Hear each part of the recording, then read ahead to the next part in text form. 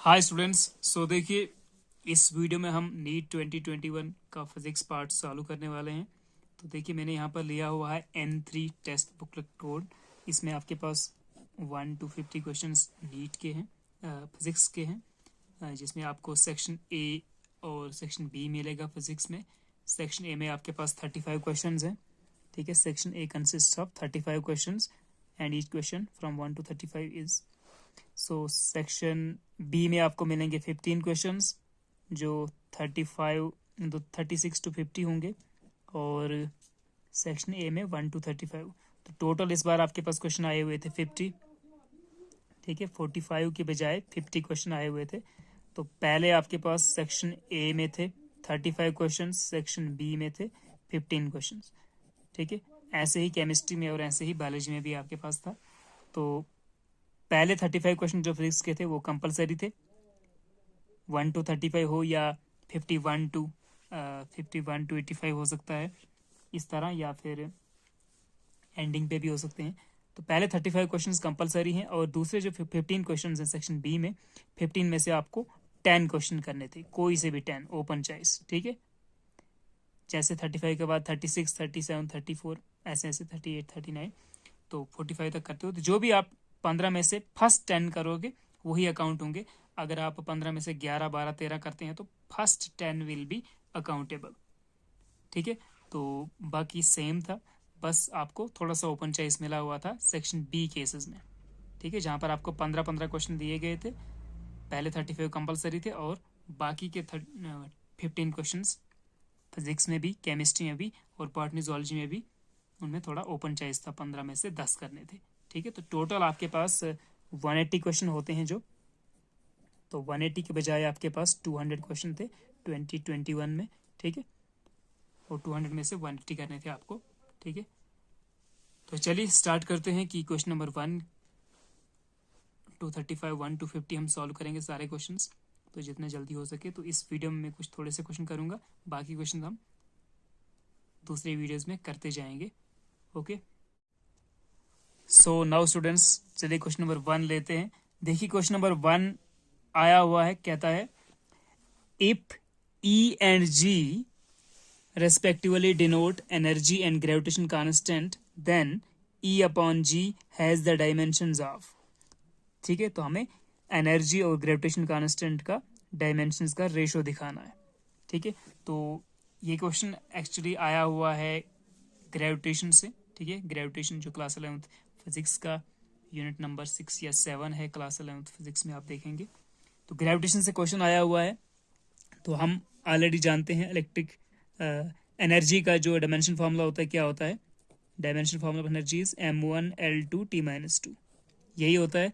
और gravitation constant का क्या होता है?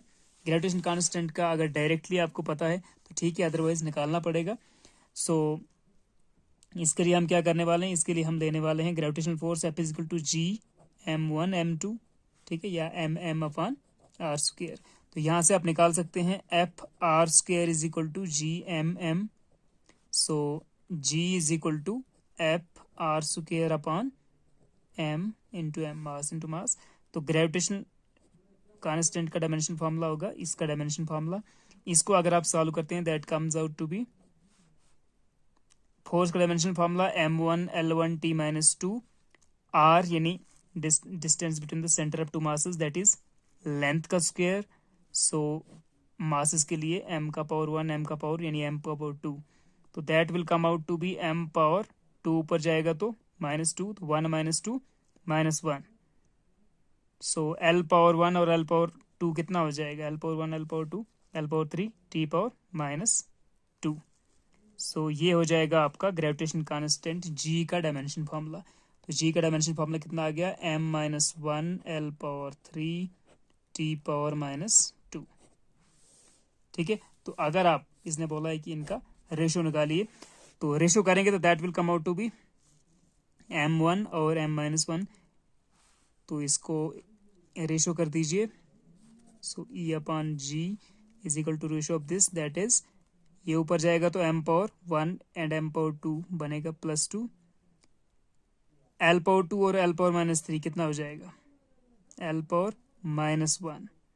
T power minus two, T power minus two already cancel हो रहा है, तो एल टी पावर 0, तो m power 2 l power minus 1 T power 0। सो ये हो जाएगा आपका E बटा G का डायमेंशन। ठीक है, तो क्या आ जाएगा आपका answer? m power 1, m power 2 है, m power 2 l power minus 1 T power 0, तो m power 2 l power minus 1 T power 0। तो आपका ऑप्शन नंबर 4 इज करेक्ट। ठीक है, ये एक्चुअल में उसने क्वेश्चन दिया है अकॉर्डिंगली। देखिए, अगर इसको हम इस तरह भी कर सकते हैं क्वेश्चन को, आप जानते हैं ग्रेविटेशनल पोटेंशियल एनर्जी का फॉर्मूला U या E लिख दीजिए। तो gravitational potential energy E is equal to होता है G m r। ये फॉर्मूला याद रख लीजिए आप। ठीक है, तो यहां से आप E/G कर सकते हो, तो E/G विल बी m/r। ठीक है, m/r आ जाएगा। ठीक है, तो इसका डायमेंशन क्या हो जाएगा? इसका डायमेंशन तो ये क्या है, मास इंटू मास अपॉन लेंथ या जो भी है डिस्टेंस। तो इसको हम लिख सकते हैं मास इंटू मास, मास का स्क्वायर, लेंथ ऊपर जाएगा तो लेंथ का पावर माइनस 1, टाइम इसमें क्या है 0। ठीक है, तो यही आपके पास आ सकता था फिर से, m power 2 l power minus 1 T power 0। तो ग्रेविटेशनल पोटेंशियल एनर्जी का फॉर्मूला यूज करके भी ये क्वेश्चन हो सकता था, क्योंकि वहां से आपको E/G का रेशो डायरेक्टली मिल जाता। ठीक है, तो आपको ग्रेविटेशन कांस्टेंट का डायमेंशन याद रखने का जरूरत नहीं पड़ता। ठीक है, क्वेश्चन नंबर 2 पे चलते हैं बच्चों। So we have question number 2। Question number 2 देखिए क्या कह रहा है। A capacitor of capacitance C is connected across an AC source of voltage V given by, तो वोल्टेज आपके पास दिया हुआ है V is equal to V naught sin omega t। The displacement current between the plates of the capacitor would then be given by। ठीक है, तो क्या निकालना आपको? आपको निकालना है डिस्प्लेसमेंट करंट। इस क्वेश्चन को आप दो तरीके से कर सकते हैं, या तो आप डायरेक्टली डिस्प्लेसमेंट करंट का सिंपल फॉर्मूला यूज कर दीजिए। ठीक है, तो यहाँ पर सिंपली फॉर्मूला काम करेगा, वो निकल जाएगा। या आप फिर जो आप ऑलरेडी जानते हैं कि कैपेसिटर के केस में क्या होता है, करंट वोल्टेज को लीड करता है। ठीक है, 90 डिग्री से, तो उसको आप CCL लॉजिक भी कह सकते हैं, तो वो भी यूज करके आप कर सकते हैं। ठीक है, ओके, तो हम डायरेक्टली यूज करेंगे formula, that is displacement current I is equal to dq/dt, directly use कर दीजिए। ठीक है, तो displacement current ID is equal to, क्योंकि करंट का क्या फॉर्मूला होता है, current is equal to rate of flow of charge. Okay, तो यहाँ पर हमारे पास चार्ज तो दिया नहीं है, but we know that in case of capacitor Q is equal to CV। ठीक है, so Q is equal to CV, तो that will be d/dt of CV। Capacitance को बाहर निकाल दीजिए, C इंटू dV/dt। ठीक है, तो this will come out to be C into dV/dt कर दीजिए। तो V कितना दिया हुआ है, V is equal to V naught sine omega T, तो d/dt of V naught sine omega t. Okay, तो this will come out to be C into V naught भी बाहर कर दीजिए, d/dt of sine omega T. तो this comes out to be C V naught d/dt of sine omega t, that will come out to be cos omega t into omega. ठीक है,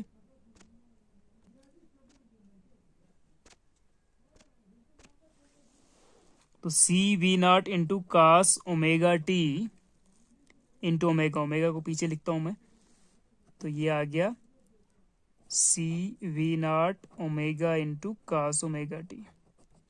ठीक है, तो ये आपका सोल्यूशन होगा। ID is equal to this कहीं पे है, ID is equal to V naught C omega, V naught omega C sine omega T cos omega T. तो D पार्ट आपका करेक्ट ऑप्शन है, C V naught omega cos omega T. तो option 4 is correct. ठीक है, अब दूसरा हम case लेते हैं, उसमें देखते हैं क्या आता है। तो आपको ऑलरेडी पता है इन केस ऑफ कैपेसिटर के केस में क्या होता है। कैपेसिटर के केस में करंट लीड करता है वोल्टेज को, ठीक है, by 90 degree. I leads V by 90 degree. तो देखिए आपके पास वी का फॉर्मूला दिया हुआ है, ठीक है, v is equal to V naught sine omega T. तो आई क्या हो जाएगा, I is equal to I naught sine omega T plus 90 degree, क्योंकि 90 डिग्री लीड कर रहा है। तो अगर आपके पास v दिया है, v is equal to V naught sine omega T, तो आई का क्या आ जाएगा, आई का इक्वेशन आ जाएगा I naught sine omega T plus 90 degree. Okay, ठीक है, क्या ये क्लियर है? तो साइन ओमेगा टी, इसको ऐसे रखो, इसको कोई इक्वेशन दे दो या ऐसे रखो, ठीक है, इस वैल्यू को। तो आई नॉट कितना होगा, देखिए आई नॉट को भी आप निकाल सकते हैं। आई नॉट के लिए क्या लेना पड़ेगा आपको, current is equal to I naught is equal to V naught upon R, ठीक है, क्योंकि हम अकॉर्डिंग टू ओम्स लॉ लिख सकते हैं v is equal to I R, ठीक है, तो I is equal to V upon R. But यहाँ पर अगर कैपेसिटेंस का केस है, ठीक है, कैपेसिटर का केस है, तो उसका जो रेजिस्टेंट नहीं होता है बल्कि उसका होता है कैपेक्टिव रिएक्टेंस, और उसको हम डिनोट करते हैं XC के साथ। और XC किसके बराबर होता है, 1 अपॉन ओमेगा, क्या होता है, 1 अपॉन ओमेगा C। तो ये आ जाएगा V naught upon 1 upon omega C। तो this will come out to be, ये ऊपर चला जाएगा, ओमेगा C V नॉट। तो आई नॉट की जगह पे आप क्या पुट करो, ओमेगा C V नॉट इस इक्वेशन में। तो क्या बन जाएगा, ये आ जाएगा आपके पास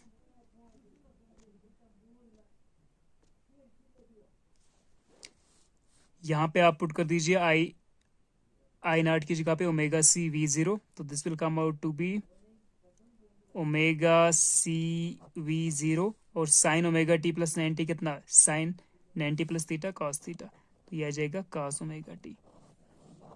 तो आई इज इक्वल टू, या I displacement is equal to omega C V0, omega C V0 cos omega t, omega C V0 cos omega T, ठीक है। तो ये लॉजिक भी आप यूज कर सकते हैं।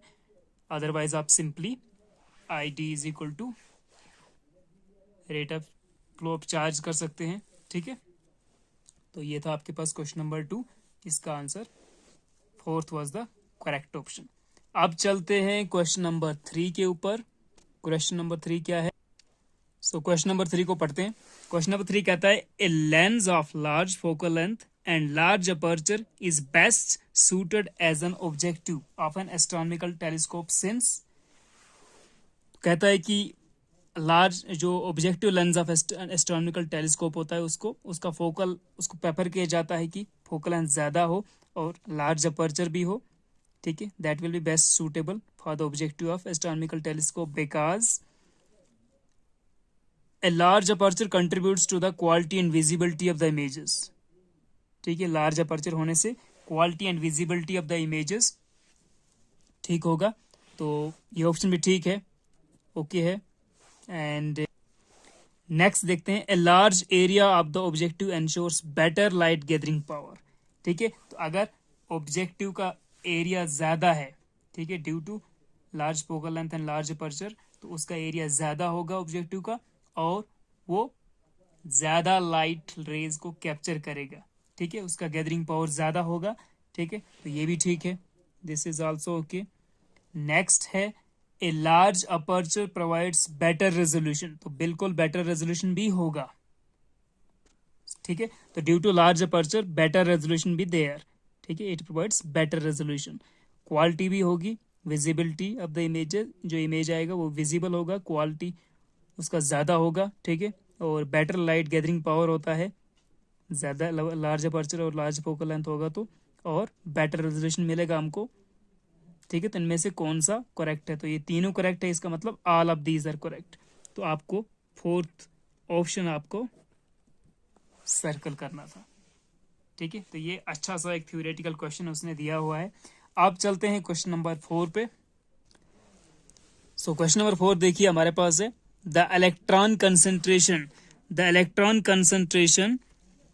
in an n-type semiconductor is the same as hole concentration in the p-type semiconductor, ठीक है। तो एन टाइप और पी टाइप सेमीकंडक्टर का क्वेश्चन है। कहता है कि जो एन टाइप, इसने जस्ट एक एन टाइप सेमीकंडक्टर लिया और कहा कि अगर number of electrons in N type semiconductor is same as the number of electrons in P type, जो उनका कंसंट्रेशन है, तो हम जस्ट इसको लिख सकते हैं कि number of electrons in N type concentration is equal to number of electrons in holes. अगर उनका कंसंट्रेशन सेम है एन टाइप और पी टाइप के केस में, ठीक है, दोनों में कंसंट्रेशन सेम है चार्ज कैरियर्स का, ठीक है, then an external electric field is applied across each of them, ठीक है, उन दोनों के बीच में, उन दोनों के अगर आसपास electric field, external electric field हम लगाते हैं, compare the currents in them, तो फिर क्या होगा, तो if electric field is applied across these, ठीक है, तो लेट हमने किया कि चलो इलेक्ट्रिक फील्ड लगा दिया, तो किस में करंट ज्यादा होगा, एन टाइप सेमीकंडक्टर में ज्यादा होगा या पी टाइप में। तो देखिए हमको यहाँ पर देखना है कि एन टाइप में जो चार्ज कैरियर्स हैं इलेक्ट्रॉन्स, वो फास्ट मूव करते हैं या पी टाइप के चार्ज कैरियर्स। तो एन टाइप में चार्ज कैरियर्स आपको पता है इलेक्ट्रॉन्स होंगे, ठीक है, तो इलेक्ट्रॉन्स का जो मोबिलिटी है ना, इसका मैं आपको इस तरह बना के देता हूँ। So in case of n type semiconductor electron charge carriers होते हैं, पी टाइप में आपको पता है होल्स कैरियर्स होते हैं, ठीक है, तो इलेक्ट्रॉन्स हैव हाई मोबिलिटी। तो ये चीज आपको याद रखना है कि इलेक्ट्रॉन्स का मोबिलिटी हाई होता है, वो जल्दी से, ठीक है, जो positive part of electric field है, पॉजिटिव प्लेट उसकी तरफ चिपक जाएंगे, ठीक है, तो होल्स हैव लो मोबिलिटी, ठीक है, तो इसकी वजह से इलेक्ट्रॉन जल्दी ड्रिफ्ट होते हैं, होल्स स्लोली ड्रिफ्ट होते हैं। तो आपके पास जो करंट मिलेगा एन टाइप सेमीकंडक्टर में, तो N type semiconductor current high होगा, ठीक है, और पी टाइप का सेमीकंडक्टर करंट लो होगा, ठीक है। तो आपका जो ऑप्शन है, जो आंसर है, that will B current in N type semiconductor, current in N type is greater than current in P type, तो ऑप्शन 2 इज करेक्ट, ठीक है। तो ये भी थ्योरेटिकल क्वेश्चन आया हुआ था सेमीकंडक्टर से, बहुत इंपॉर्टेंट टॉपिक है। पीएन जंक्शन हो गया, सेमीकंडक्टर्स हो गया, और लॉजिक गेट्स हो गया, ठीक है, तो वहां से क्वेश्चन आते ही उठते हैं। क्वेश्चन नंबर 5 पे लास्ट क्वेश्चन हम आज का करेंगे इस वीडियो में, और बाकी नेक्स्ट क्वेश्चन दूसरे वीडियो में करेंगे। तो क्वेश्चन नंबर 5 लेते हैं जल्दी से। देखिए क्वेश्चन नंबर 5 क्या कह रहा है। सो क्वेश्चन नंबर 5 कहता है a body is executing simple harmonic motion with frequency N, ठीक है, तो एक बॉडी एग्जीक्यूट कर रहा है SHM और फ्रीक्वेंसी दिया हुआ है n, ठीक है, nu is equal to n, frequency दिया हुआ है। The frequency of its potential energy is, तो बताओ भाई पोटेंशियल एनर्जी का फ्रीक्वेंसी क्या है, पोटेंशियल एनर्जी कितनी बार रिपीट होती है अगर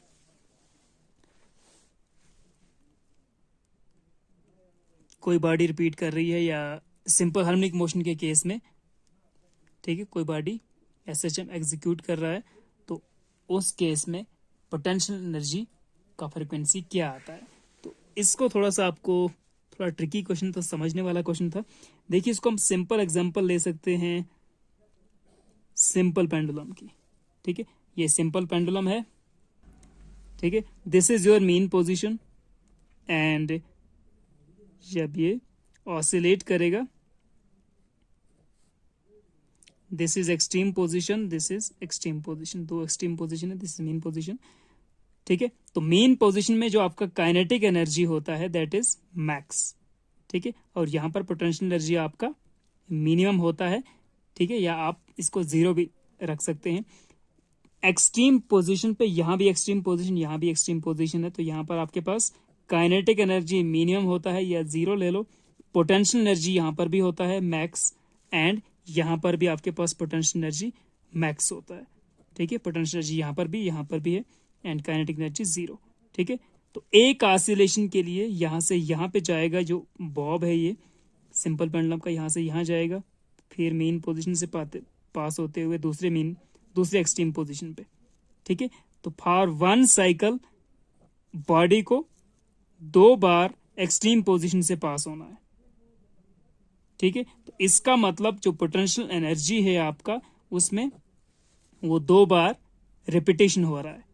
एक साइकिल होने में पोटेंशियल एनर्जी 2 बार आपके पास मैक्सिमम आ रही है, ठीक है। ओके, तो अगर फ्रिक्वेंसी आपका 1 साइकिल की केस किया जाए तो आपका जो पोटेंशियल एनर्जी है वो डबल हो जाएगा, ठीक है। तो आपका इसने बोला है कि पोटेंशियल जो फ्रिक्वेंसी है वो एन है, तो मतलब पोटेंशियल एनर्जी का frequency that will be twice N. इसको आप इस तरह भी समझ सकते हैं, अगर ग्राफिकल मेथड यूज करना चाहें आप, तो देखिए जो आपका डिस्प्लेसमेंट का ग्राफ होता है that is X is equal to A sine omega T या A sine omega T plus 5, जो आप लेना चाहें। तो ए साइन ओमेगा टी, और इसका जो आपके पास ग्राफ बनता है, ठीक है, that is x versus time का graph, that is this sine wave आता है आपका, ठीक है। तो 1 साइकिल के लिए आपके पास टाइम आप टी ले लो, ठीक है, यहां तक टाइम पीरियड टी। तो वैसे ही अगर पोटेंशियल एनर्जी का ग्राफ आपको बनाना है तो पोटेंशियल एनर्जी क्या होता है, यू इज इक्वल टू 1/2 के एक्स स्क्र, ठीक है। तो एक्स स्क्र वर्सेस टाइम आप करेंगे तो एक्स स्क्र वर्सेस टाइम का आपके पास ग्राफ कितना आएगा, एक्स स्क्र वर्सेस टाइम का ग्राफ ये था, एक्स वर्सेस टी का graph, X square versus time का ग्राफ अगर लेंगे तो that will come out to be this, ठीक है। ये नेगेटिव पार्ट भी उसमें पॉजिटिव हो जाता है ड्यू टू स्क्वायर, ठीक है। तो इस केस में देखिए ये भी आपका t/2, ये भी t/2, ओके। तो आपके पास जो पोटेंशियल एनर्जी है, ठीक है, 1 टाइम्स 2 टाइम्स, ठीक है, यहाँ पर टोटल टाइम जो था t था और यहाँ पर टाइम हाफ हो गया। तो फ्रिक्वेंसी आप यहाँ से भी निकाल सकते हैं, अगर आपके पास t/2 है तो जो आपका फ्रिक्वेंसी आएगा इस वक्त that will be 1/t is equal to 1/t/2, तो ये बनेगा 2 × 1/t is equal to 2 new, ठीक है, डबल हो जाएगा। ऐसे भी कर सकते हैं अगर आपको करना है, अदरवाइज आप डायरेक्टली यहाँ से पता कर सकते हैं कि जो आपका पोटेंशियल एनर्जी है वो 2 बार रिपीट हो रहा है, ठीक है, उसका एक साइकिल में 2 बार सामने आती है पोटेंशियल एनर्जी, ओके। तो इसलिए जो पोटेंशियल एनर्जी है उसका जो फ्रीक्वेंसी है वो 2n है, ठीक है। तो 2n आपको टेक करना था, तो जो 1 ऑप्शन है दैट इज करेक्ट, ठीक है। तो नेक्स्ट वीडियो में हम 6, 7, 8, 9, 10 दूसरे क्वेश्चन आगे करने वाले हैं।